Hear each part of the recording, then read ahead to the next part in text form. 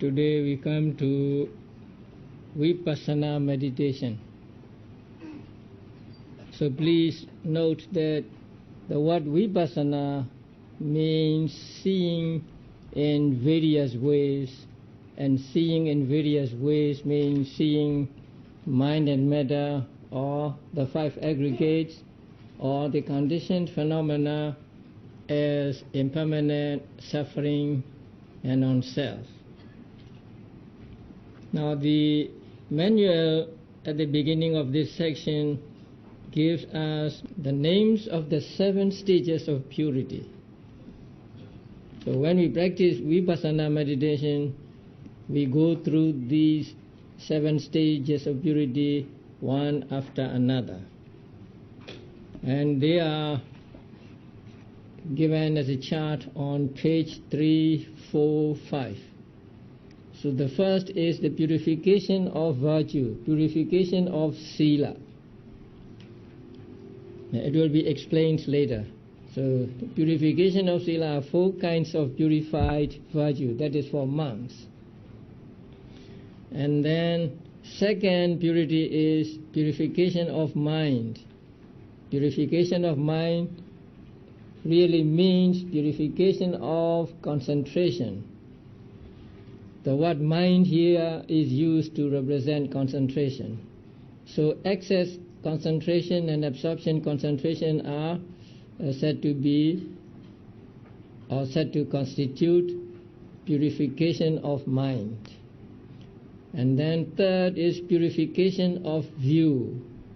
Purification of view means understanding characteristics, etc., of mental and physical phenomena. First, defining mind and matter, and then understanding their characteristics, function, mode of manifestation, and proximate causes. And fourth is purification by overcoming doubt, purification of overcoming doubt. And that is discernment of conditions for mental and material phenomena. So at this stage, a yogi sees the conditions or causes for mental and physical phenomena.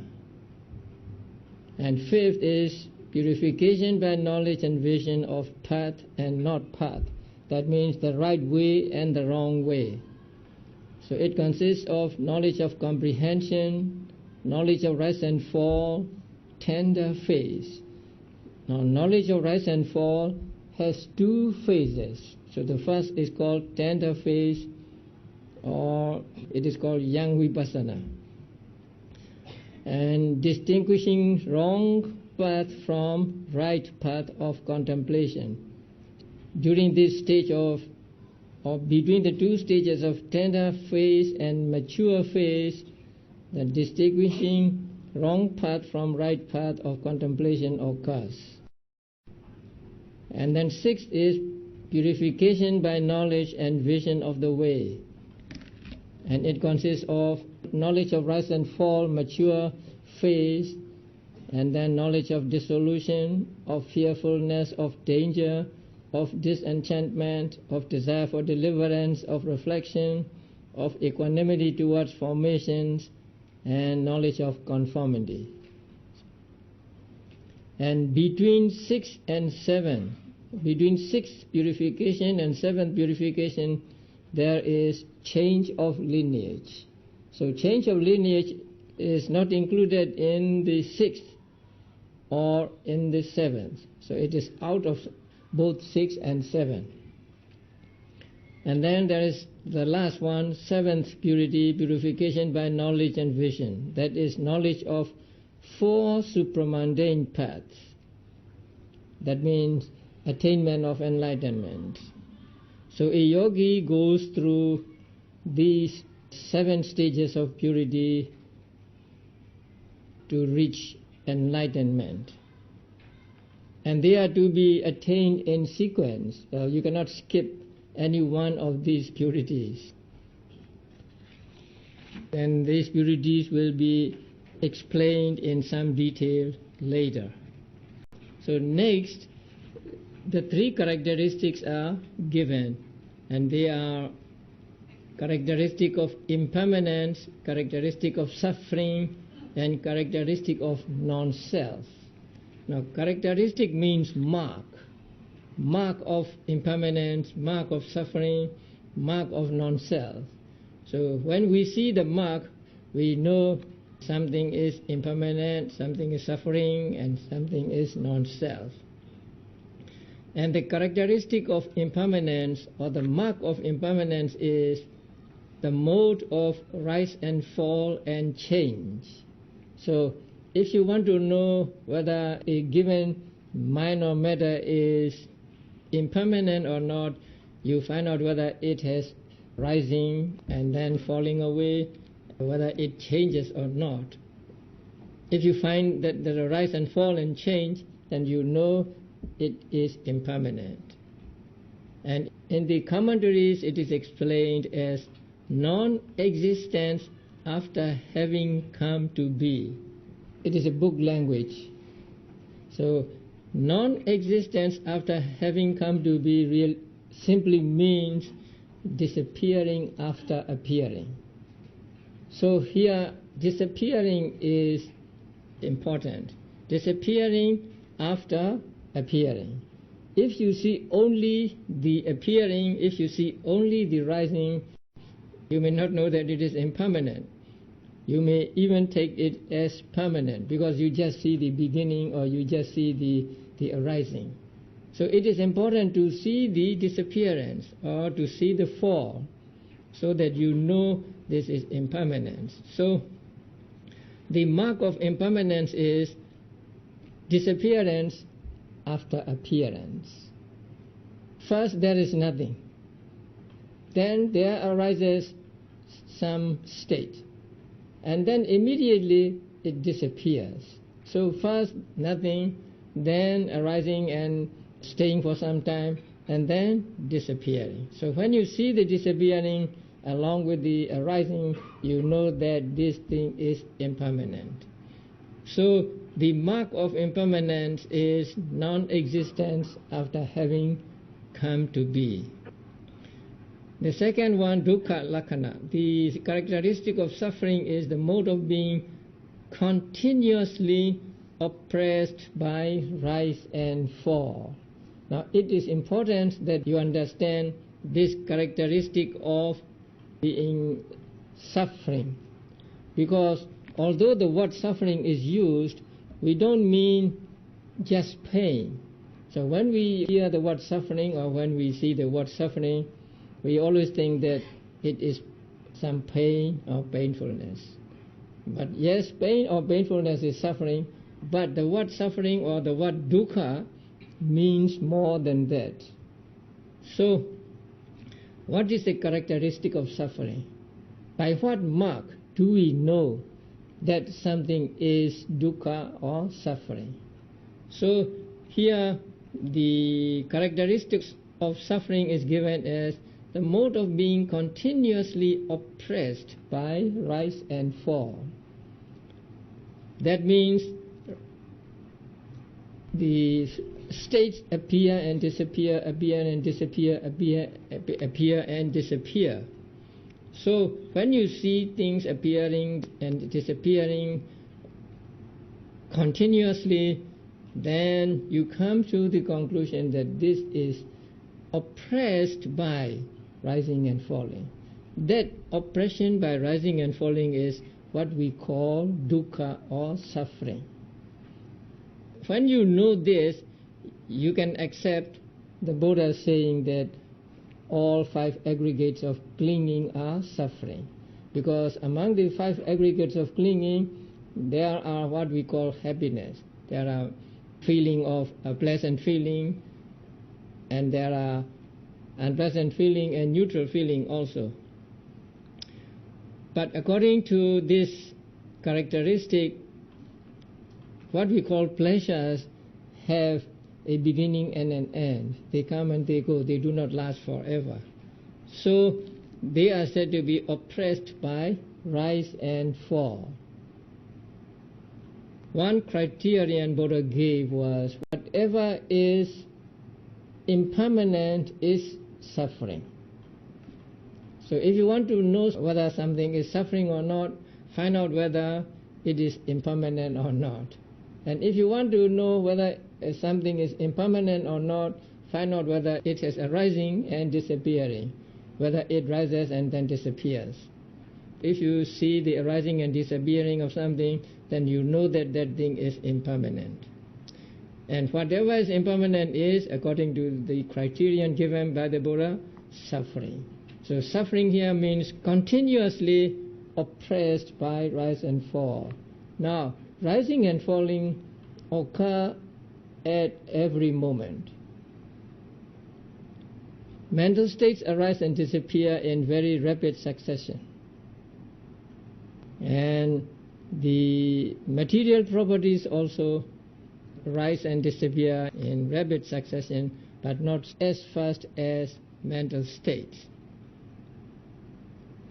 So this arising and disappearing occur at every moment. There is no moment when there are no rising and falling. The rising and falling is continuous. Rising followed by falling, and falling followed by rising, rising followed by falling, and so on. So this continuous oppression by rise and fall is the characteristic of dukkha or suffering. And then the characteristic of non-self is the mode of being insusceptible to the exercise of mastery. That means we cannot have control over them. So mind and matter, they arise and they disappear on their own accord, and we have no control over them. We cannot make them stay longer than they normally stay, or we cannot give orders to them not to arise or not to disappear, and so on. So we have no exercise of authority over them. So that is one meaning of the characteristic of non-self. The fact that one cannot exercise complete control over the phenomena of mind and matter, that is the meaning of that. Another meaning of non-self is that there is no inner core, there is no substance. They arise and they just disappear, and they are just arising and disappearing of mental states and the material properties or the elements. So there is no abiding entity found in mind and matter. There is no self or no soul that lasts forever. The characteristic of non-self is having no authority over it, or it having no inner core or insubstantial. So these are the three characteristics, and they are called the common or general characteristics of all conditioned phenomena. And then there is another characteristic of the states, both mental and physical, and that is the individual characteristic. So there are two characteristics we must understand: individual characteristic and general characteristic. All mental states have the individual characteristic of bending towards the object. So this is the characteristic of mind or mental states. If it is a mental state, it bends or it inclines towards the object.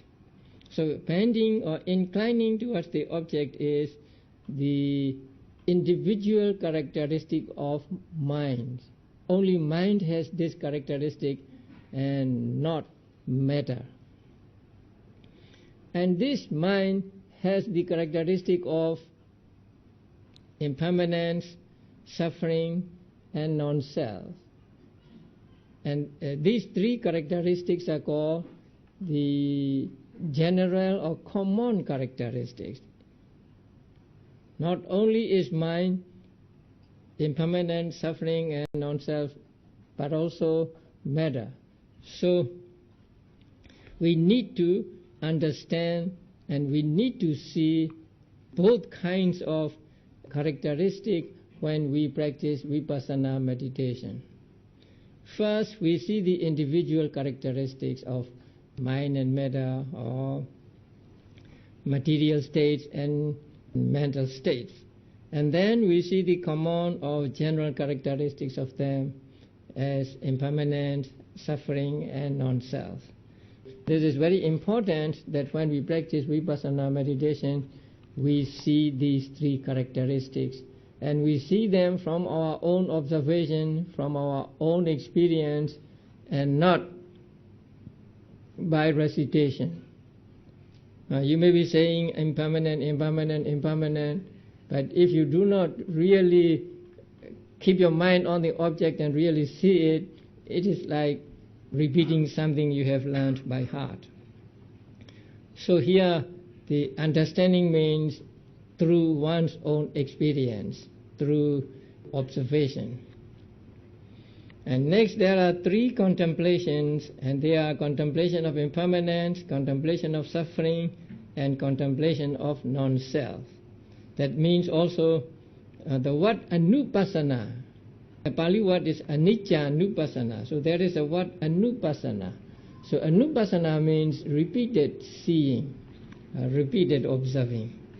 So anicca anupassana really means repeated seeing of impermanence, repeated seeing of suffering, and repeated seeing of non-self. The manual will say something about these later. And then the 10 insight knowledges. So when a yogi practices vipassana meditation, he has to go through the 7 stages of purity. And in the 7 stages of purity are included the 10 insight knowledges. And they are here. The first one, knowledge of comprehension, knowledge of the understanding of mind and matter, and so on. So knowledge of understanding of mind and matter, knowledge of the three characteristics of mind and matter, or all conditioned phenomena. And then there is knowledge of rise and fall of formations. So at this stage, the yogi sees the rising and falling of the phenomena, rising and falling of mind, rising and falling of matter. And then the next one is knowledge of dissolution of formations. So at this stage, the yogi sees only the fall, only the dissolution, and not the arising. And next stage is knowledge of dissolving things as fearful. Now at this stage, a yogi sees the formations of mind and matter as fearful, because they are arising and disappearing at every moment, because they are dissolving at any moment. They are frightful, or they are fearful. So a yogi sees them as fearful. Now when a yogi sees them as fearful, he just sees them as fearful and he is not afraid. If he is afraid, then he is out of meditation. So although he sees that it is fearful, he is not afraid of it. And then next one is knowledge of fearful things as dangerous or as faulty. So after seeing that it is fearful, you see faults in mind and matter. So that seeing faults in mind and matter is here called knowledge of things as dangerous. And then the next one is knowledge of disenchantment with all formations. So when you see something disappearing and fearful and faulty, then you don't want them. There is disenchantment for these objects or for mind and matter. Sometimes it is translated as turning away. So turning away from the object. You are not attached to the object, you want to turn away from the object. So that is called disenchantment. And then the knowledge of desire for deliverance. After the knowledge of disenchantment, that means you don't want it now, then there is a desire for deliverance. That means you want to get away from it, or you want to throw it away. So that is knowledge of desire for deliverance. And then knowledge of reflecting contemplation. Actually it is re-reflecting, so reflecting again. And then knowledge of equanimity towards formation. So at this stage, the practice is effortless. You don't have to make effort to be mindful. You don't have to make effort to get concentration. So they come as though out of their own will. And number 10, the last one is knowledge of conformity. So we'll come to the knowledge of conformity later. So these are the 10 insight knowledges. But before a yogi reaches the first knowledge of comprehension, he must go through 2 stages of knowledge: defining mind and matter and discerning the conditions or causes of mind and matter. So these 2 are not included here. But in the commentaries, these 2 are also called vipassana knowledge. So vipassana knowledge can be 10 or more. But according to this manual, there are 10 vipassana knowledges or insight knowledges. It is probably because when we take the word vipassana literally, it means seeing 3 characteristics. So that means only when you see the 3 characteristics do you practice vipassana. But you will not see the 3 characteristics as soon as you sit down and practice meditation. So in order to reach the stage of seeing the 3 characteristics, you need to go through 2 stages of knowledge. And the first stage is defining mind and matter. That means seeing mind and matter clearly, mind clearly, matter clearly, mind and matter clearly, and defining this is mind, this is matter, and so on. And another stage is seeing the causes or conditions of mind and matter. So we'll come to that later too. So these 2 are not included in the 10 insight knowledges here, because during these 2 stages, a yogi does not see the 3 characteristics yet. Only when he reaches the knowledge of comprehension does he see the 3 characteristics, and so he is said to be practicing vipassana meditation. And then next is the 3 emancipations. These are the void emancipation, signless emancipation, and desireless emancipation. So we'll know more about them later. And then the 3 doors of emancipation. They are contemplation of the void. The doors means actually means. It's a means of emancipation. So they are contemplation of the void, contemplation of the signless, and contemplation of the desireless. Also we'll come to them later. Now a little in detail. Now the first purification. What is the first purification? It is a purification of virtue, purification of sila. So here on page 347, purification of virtue is explained as it consists of the 4 kinds of purified virtue, namely 1, virtue regarding restraint according to the Patimokkha; 2, virtue regarding restraint of the sense faculties; 3, virtue consisting in purity of livelihood; and 4, virtue connected with the use of requisites. Now these are for monks. So again, this manual also is written by a monk for monks. So, virtue regarding restraint according to the Patimokkha. On page 348, there is an explanation. The Patimokkha is the code of fundamental disciplinary rules binding upon a Buddhist monk.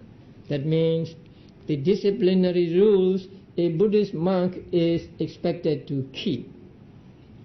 This code consists of 227 rules of varying degrees of gravity. So some are more grave and some are less grave and so on. Perfect adherence to the rules laid down in the Patimokkha, that code, which consists of 227 rules, is called Patimokkha. Today is the full moon day. So monks, on full moon days and new moon days, monks have to observe Uposatha.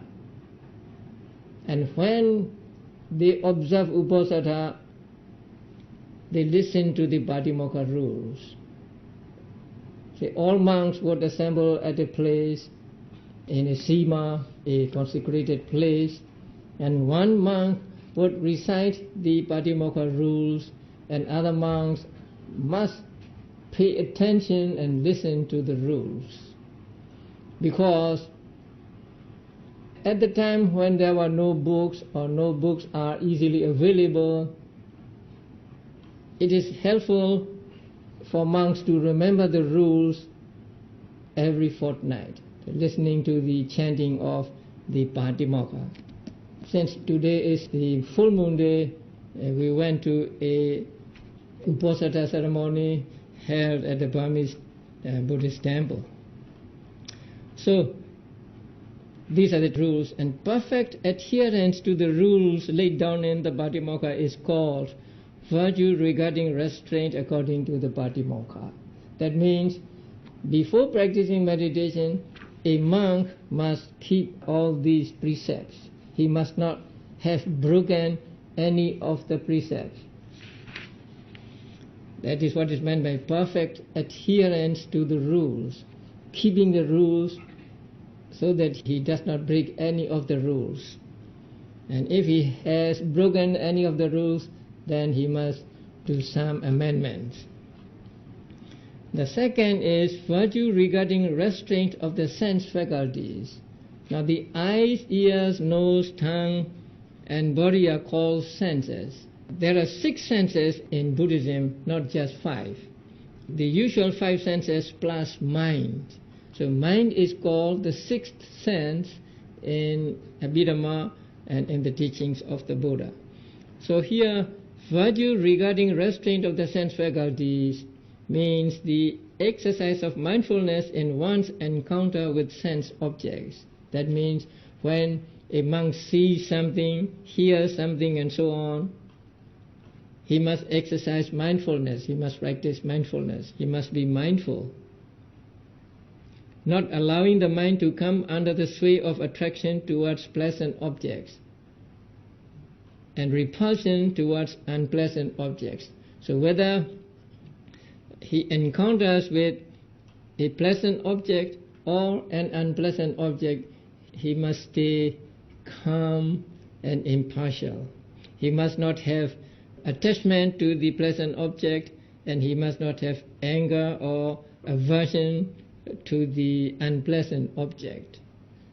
So controlling one's senses so that one does not get unwholesome states regarding pleasant objects or unpleasant objects is what is meant by this virtue regarding restraint of the sense faculties.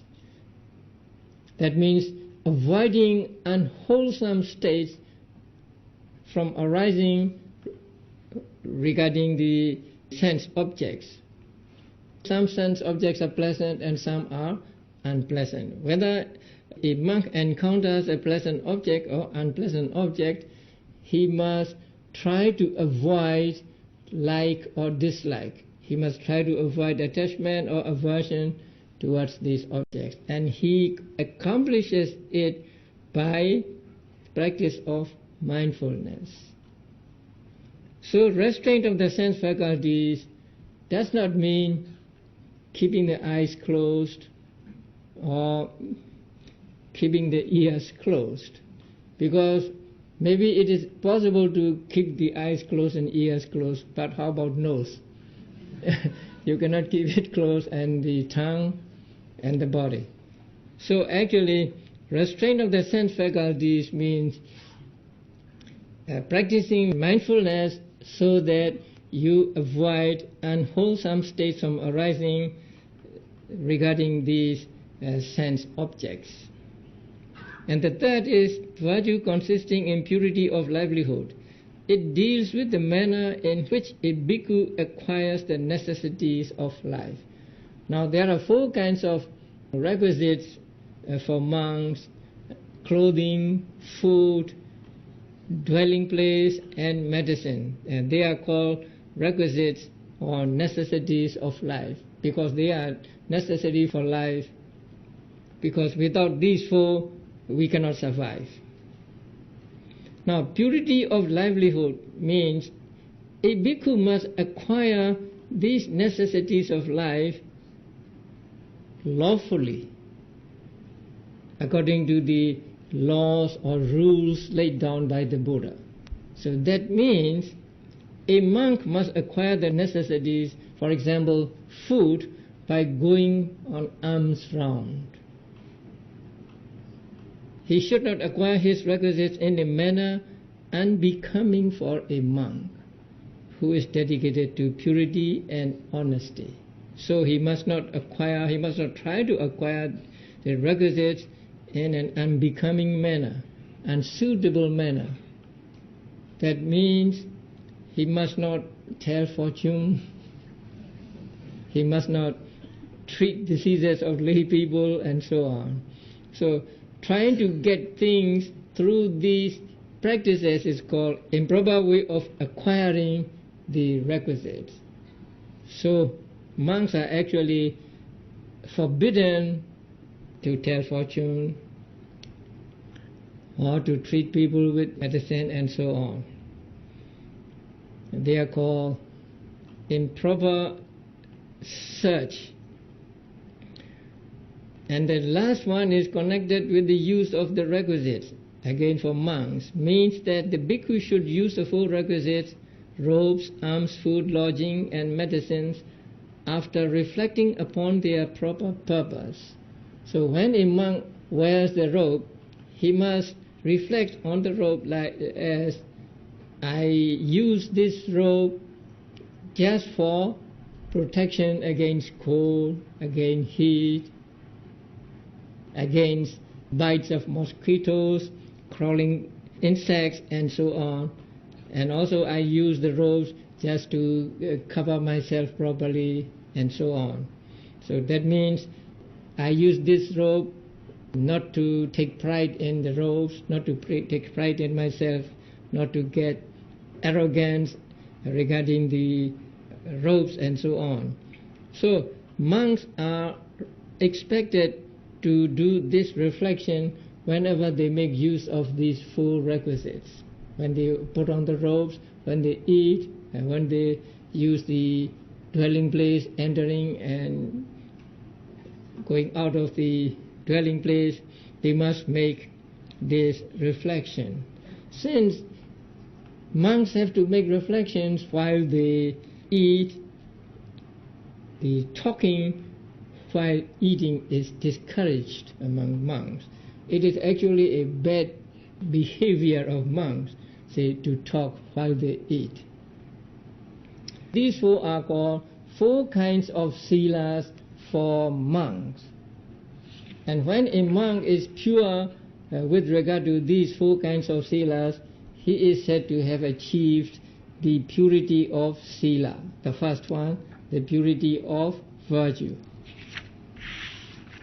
Now the second one, purity of mind. Purity of mind consists of 2 kinds of concentration, namely excess concentration and absorption concentration. Here, two kinds of samadhi, two kinds of concentrations are mentioned. The first one is excess concentration. Now the Pali word for it is upachara samadhi. Upachara means neighborhood. That means in the neighborhood of absorption or in the neighborhood of jhana. The other one is absorption concentration, jhana concentration and magga concentration. These two are said to be purification of mind. So if you want to achieve purification of mind, according to this statement, you must practice samatha meditation and get first excess concentration and then later absorption concentration. This statement is not only found in this manual but also found in many commentaries. So when they define the purification of mind, they almost always say purification of mind consists of excess concentration and absorption concentration, or sometimes they may use the other expressions but meaning the same thing.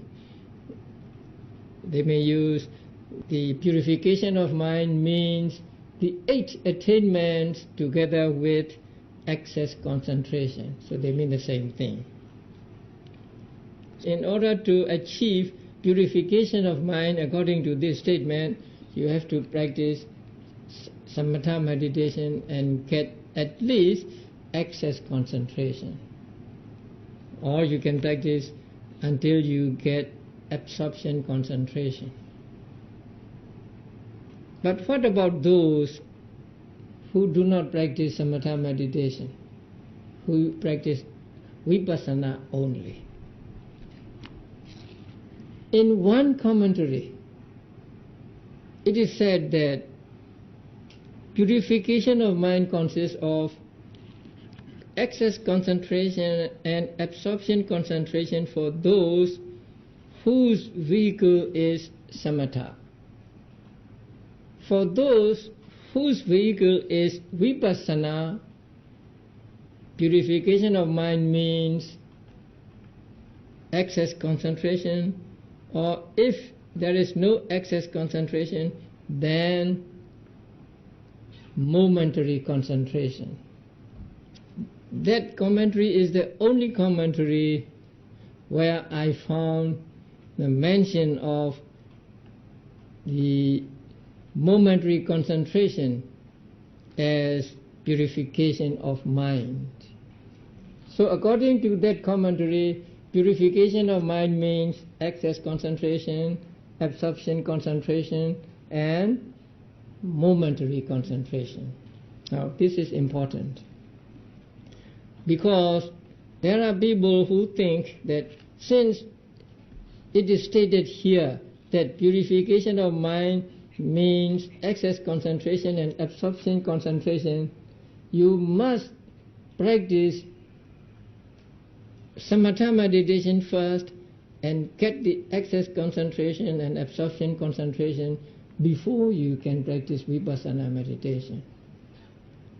So you cannot practice vipassana meditation without attaining excess concentration or absorption concentration, because when you practice vipassana meditation, you have to go through these 7 stages of purity. So if you do not have excess concentration, if you do not have absorption concentration, how can there be purification of mind? If there is no purification of mind, then the next one cannot follow, the purification of view, and so on. So there are people who think that you must practice samatha meditation and attain at least excess concentration if you want to practice vipassana meditation. But according to that one commentary which states that the momentary concentration is also the purification of mind, then you don't need to practice samatha meditation and get access concentration or absorption concentration to achieve purification of mind. If you get the momentary concentration, then that momentary concentration is the purification of mind. Now the explanation given for this is very good, and so let us read that explanation. The Pali Buddhist tradition recognizes two different approaches to the development of insight. One approach, called the vehicle of calm, samatha yana, involves the prior development of calm meditation to the level of access concentration or absorption concentration as a basis for developing insight. Now there are two kinds of practitioners. The first one is one who has samatha as a vehicle.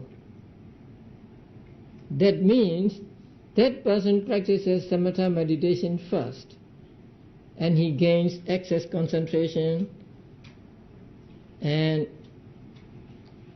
absorption concentration. Then he takes the access concentration or absorption concentration as the object of his vipassana meditation. So from that time on, his practice is vipassana. Such a person is called a person who has samatha as a vehicle. So having samatha as a vehicle does not mean that he practices samatha meditation only. He practices samatha meditation first, and then he practices vipassana meditation based on the access concentration or the absorption concentration he gains through the practice of samatha meditation. Now there is another type of practitioner of meditation, and that person is called a person who has vipassana as the vehicle. Vehicle means a vehicle to reach Nibbana, to go to Nibbana. Now that person does not practice samatha meditation at all. Since he does not practice samatha meditation, he does not get access concentration, he does not get absorption concentration. Then what kind of concentration does he get? He gets the momentary concentration. So momentary concentration is very similar to access concentration. Or let me read the explanation. One approach, called the vehicle of calm, samatha involves the prior development of calm meditation to the level of access concentration or absorption concentration as a basis for developing insight. One who adopts this approach, the samatha yanika meditator, first attains access concentration or one of the fine material or immaterial sphere jhanas. Then he turns to the development of insight by defining the mental and physical phenomena occurring in the jhana as mentality, materiality, and seeking their conditions, after which he contemplates these factors in terms of the three characteristics. So he first tries to get access concentration or absorption concentration by the practice of samatha meditation, and then he takes the access concentration or absorption concentration as the object, and he practices vipassana on these concentrations. So when he practices vipassana, he first defines the mental and physical phenomena in the jhana or in the access concentration, and then he finds the conditions for them, and then he tries to see the three characteristics. For this meditator, his prior attainment of access or absorption concentration is reckoned as his purification of mind. So for such a practitioner, the attainment of access concentration and or absorption concentration is called his purification of mind. The other approach, called the vehicle of pure insight, Suddha Vipassana Yana, does not imply the development of calm as a foundation for developing insight. So the second type of practitioner does not practice samatha meditation at all. Instead, the meditator, after purifying his morality sila, enters directly into the mindful contemplation of the changing mental and material processes in his own experience. That means, after purifying the morality, a person practices vipassana, say on breathing in and out, on the rising and falling of the abdomen, or on any object which is prominent at the moment. As this contemplation gains in strength and precision, the mind becomes naturally concentrated upon the ever-changing stream of experience, with a degree of concentration equal to that of excess concentration. So, a person who practices meditation on mind and matter, on the object that becomes prominent at the moment, he gains what is called momentary concentration. Now, momentary concentration is concentration just for a moment and then it disappears, but it is replaced by another concentration, and so on, and so it gains momentum and it becomes strong. So it becomes as strong as the excess concentration in samatha meditation. This moment by moment fixing of the mind on the material and mental processes in their present immediacy is known as momentary concentration, or in Pali, khanika samadhi.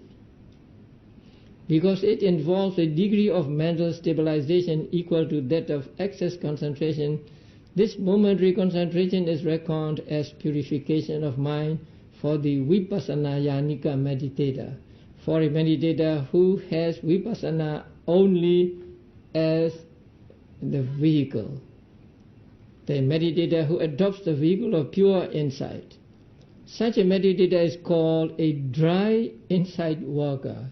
In Pali, sukha vipassaka, because it develops insight without the moisture of the jhanas.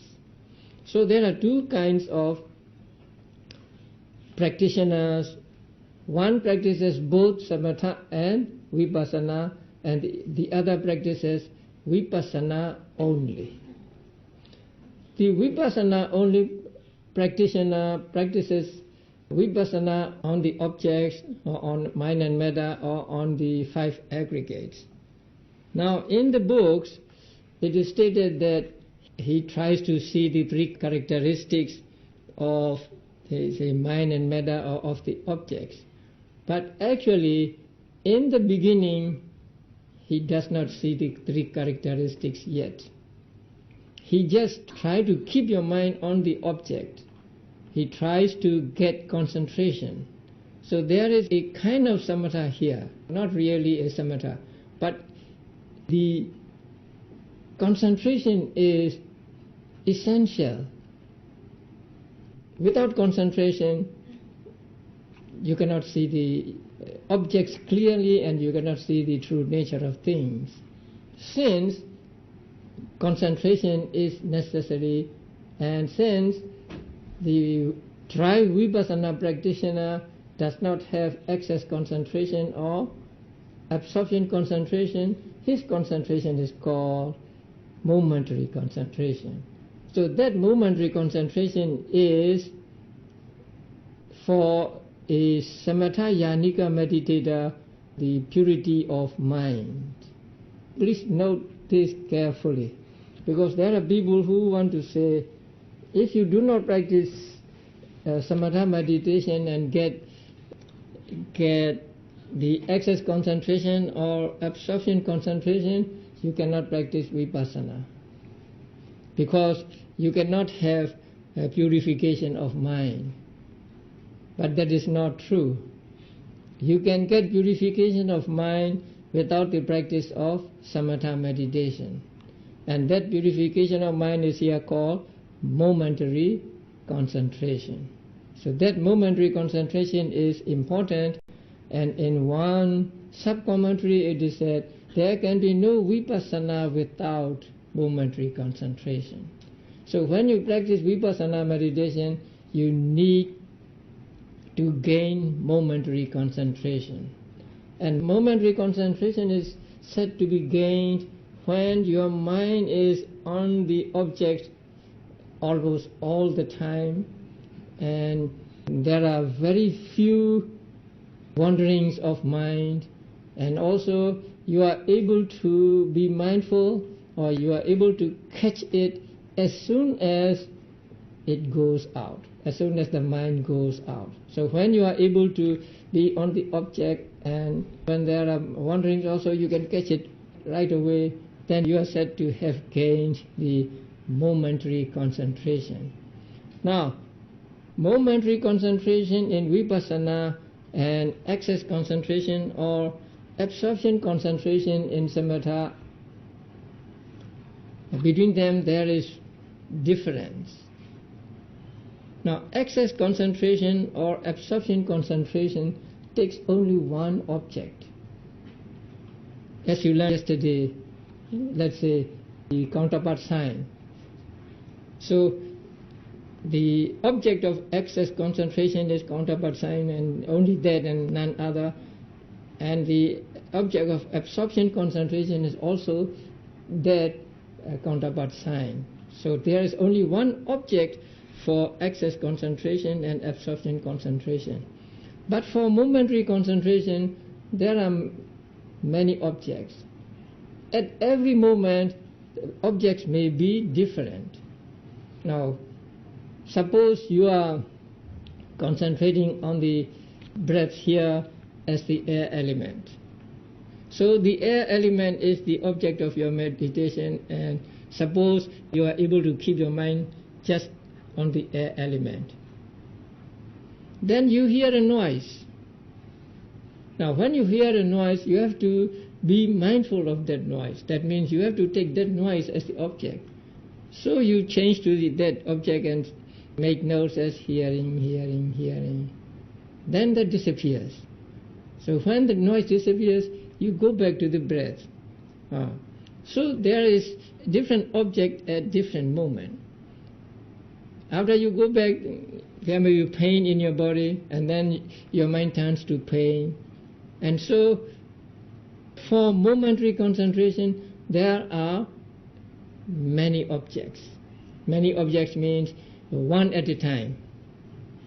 But for access concentration and absorption concentration, there is only one object. That is the difference between these two kinds of concentration: access concentration and absorption concentration on the one hand, and momentary concentration on the other.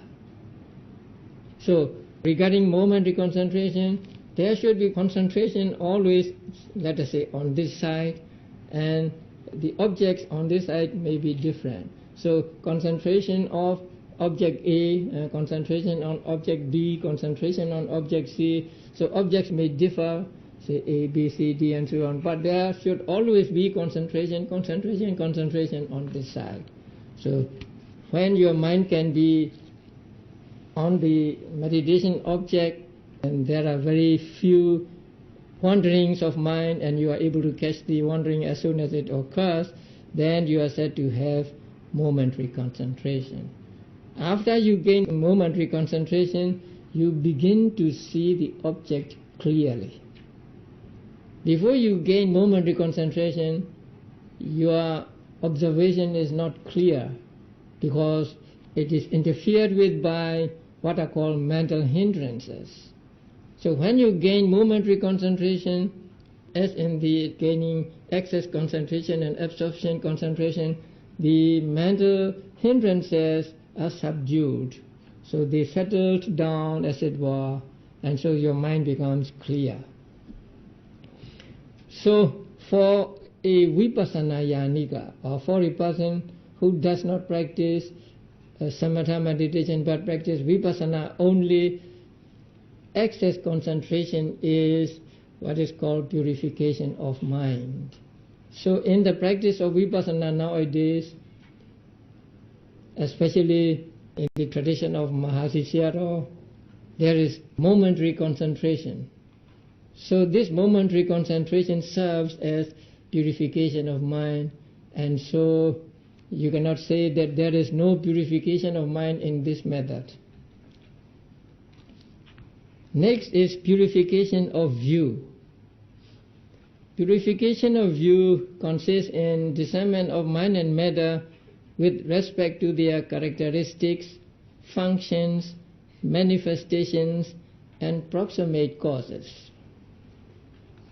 Purification of view is so called because it helps to purify one of the wrong view of a permanent self. So when a yogi comes to this stage, he is able to get rid of the wrong view of a permanent self. This purification is arrived at in the course of meditation by discerning the personality as a compound of mental and material factors, which occur interdependently, without any controlling self within or behind them. This stage is also called the analytical knowledge of mind and matter. So at this stage you are able to define mind and matter separately, and this is mind, this is matter, this is mind and matter, and so on. Because the mental and material phenomena are distinguished by way of their characteristics and so on. So a yogi is supposed to or expected to see the characteristics, function, manifestation, and also proximate cause of the objects he keeps his mind on. Now characteristic means its mark, its individual essence. A function means its work, and manifestation means the manifestation of it to a yogi. Now when a meditator concentrates on some state, that state manifests itself to his mind as this or that. And then the proximate cause. Proximate cause may or may not be discerned by everybody. Now if you want to understand these, because they are not explained here, because they are explained far back in the first chapter on page 29. Understanding of these characteristic, function, manifestation is explained by Mahasi Sayadaw with the simile of looking at the lightning. Suppose you are looking at the sky, there's a rainstorm, and then lightning flashes. How long is the duration of lightning? Less than a second.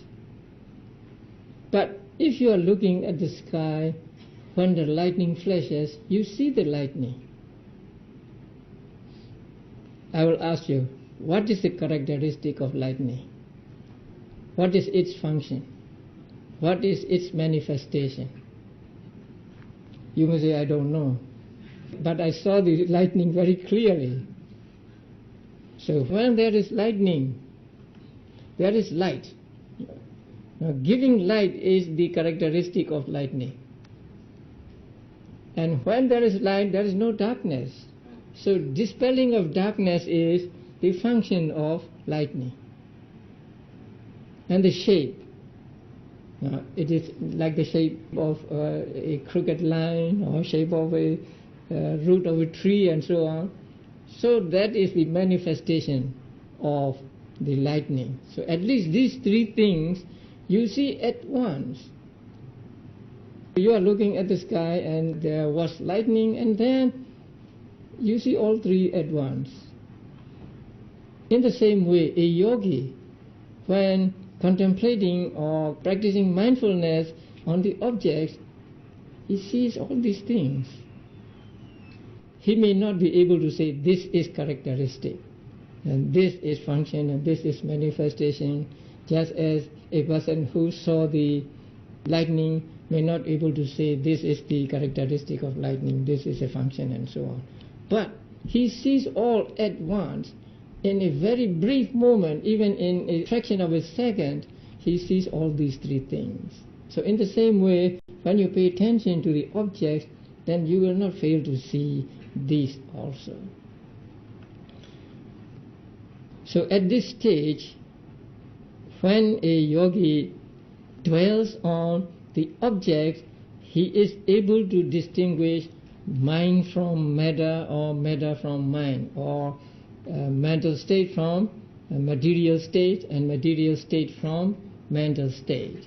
And he also knows that the mind, as it were, goes to the object, bends towards the object. So whatever bends towards the object is mind. And then when he takes matter as object, he knows that it has no cognitive power, it does not know anything. So that is one way of understanding the manifestation of matter. Sometimes you feel heaviness, so that is also a manifestation of matter. So when a yogi pays close attention to the object, he will not fail to see characteristic, function and manifestation of that object. When a yogi sees that whatever object he keeps his mind on, he sees that it is mind, it is matter, and also he knows that there is the mind which is aware of the object. So there are two things going on at every moment. The object which is, let us say, noted, and the noting mind. So that is at that moment. You stop meditating and go back daily activities, and you may get that notion again. But when you are observing the objects in your practice, you are able to at least put this wrong view away from you for some moments.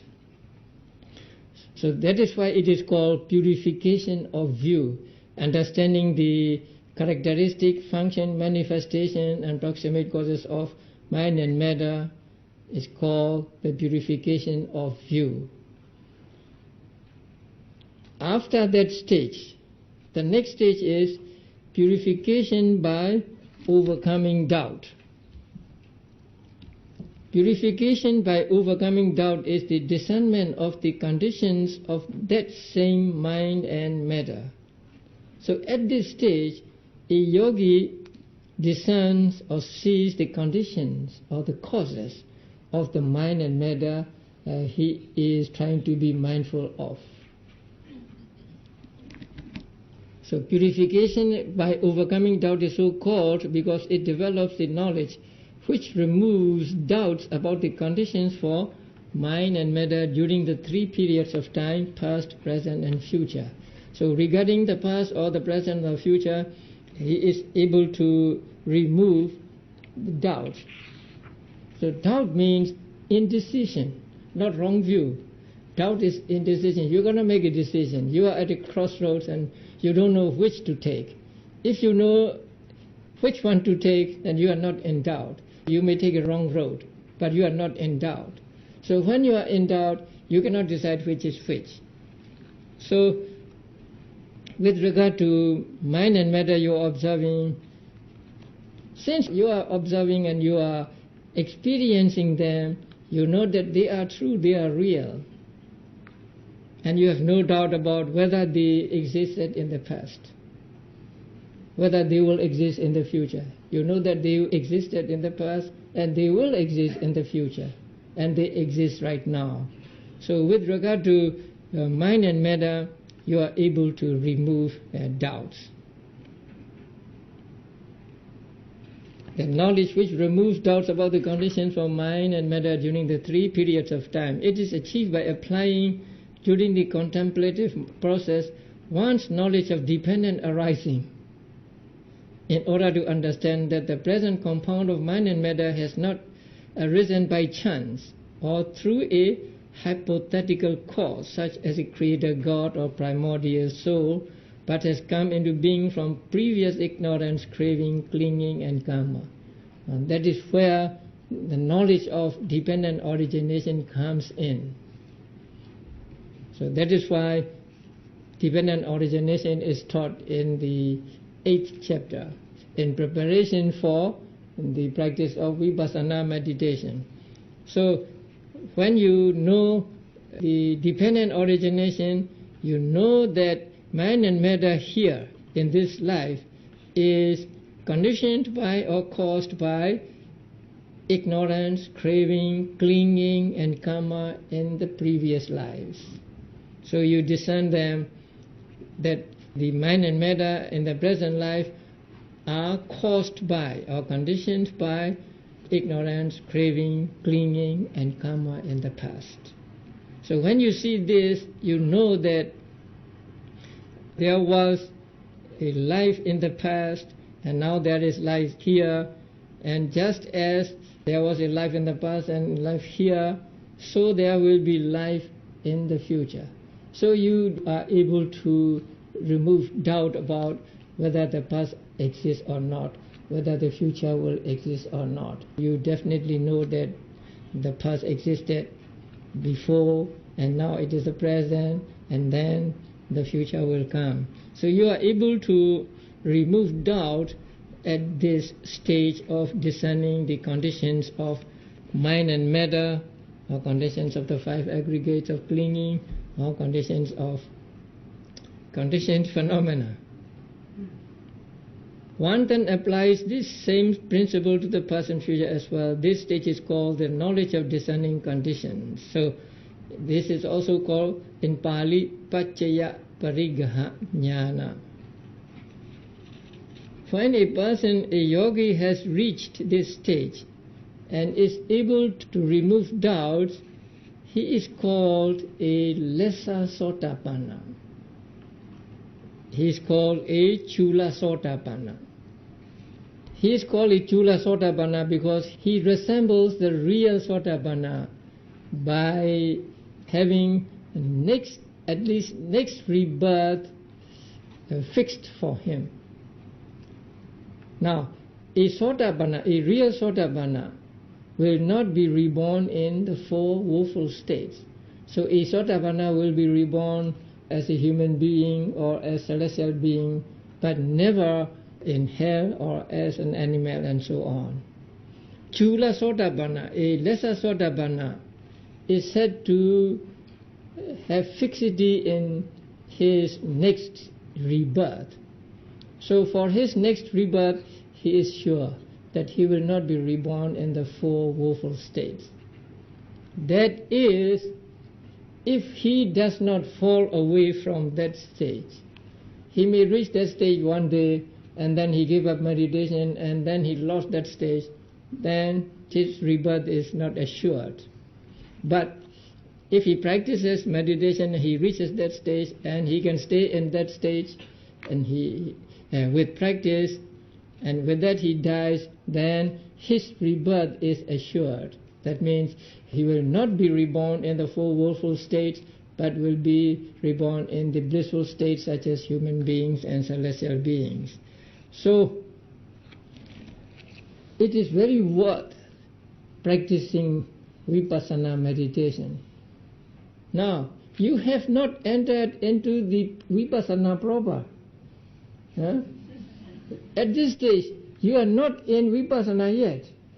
You have not seen the 3 characteristics. What you have seen is, this is mind, this is matter, and then there are conditions for this mind and matter, just that. By just seeing that, you are said to have become a Chula Sotapanna, not a real Sotapanna, a lesser Sotapanna, and your next rebirth is assured. So you will not be reborn in hell and so on. Even before you enter the proper domain of vipassana, you are assured of your rebirth. So we should practice vipassana with diligence, because if we have reached at least this stage, then we can rest assured that our next rebirth will be a good one. Okay. Let's have a break.